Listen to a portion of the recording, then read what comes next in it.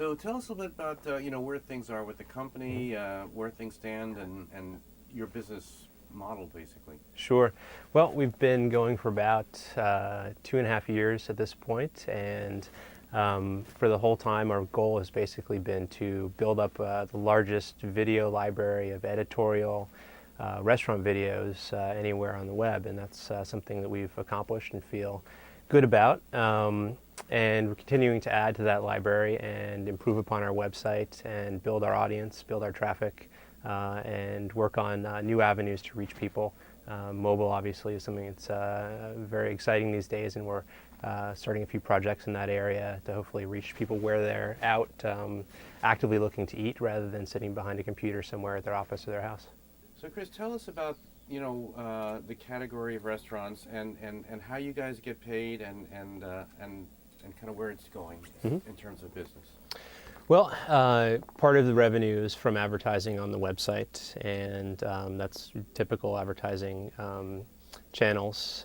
We also do a fair bit of licensing of our content. We get approached regularly by television stations and others who need the content that we have. For example, Obama, after he won the election, had dinner at Spiaggia in Chicago, and we got a call the very next day from a television show asking us if we had footage we could share, and so we turned that around right away and got that to them so they could have it on television. Obviously, we get paid nicely for that. That's been helpful as well.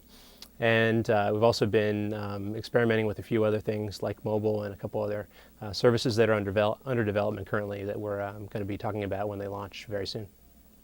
So how is the demand for restaurants in terms of the recession that we're involved with, and what's changing in terms of demand, interest, the kinds of traffic, the kinds of queries, the kinds of restaurants that maybe are get more interest on your site? Well, there's definitely been an effect the restaurants are feeling. I think on the high end, you see a lot of menu changes. There's lower costs for tasting menus and pre-fee menus, and more pre-fee menus have become popular.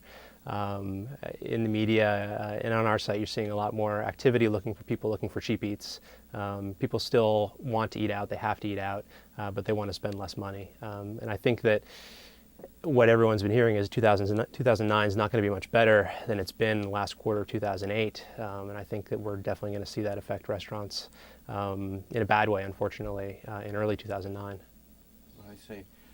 So Chris, tell us about the value of a video visit to a restaurant. You can't taste anything, you Sure. can't smell anything, you can't...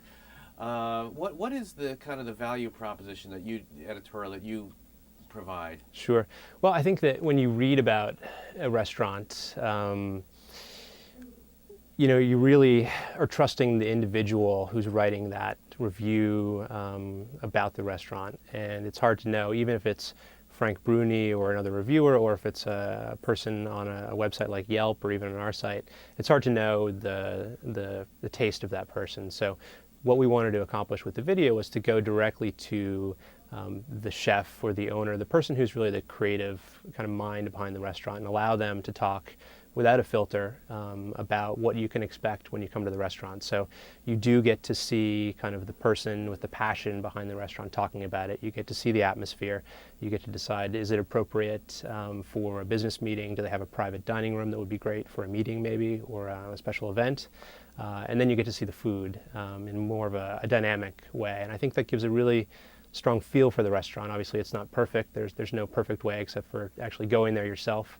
But it really helps people, I think, make a decision when they're going to be spending a little more money on a nice dinner.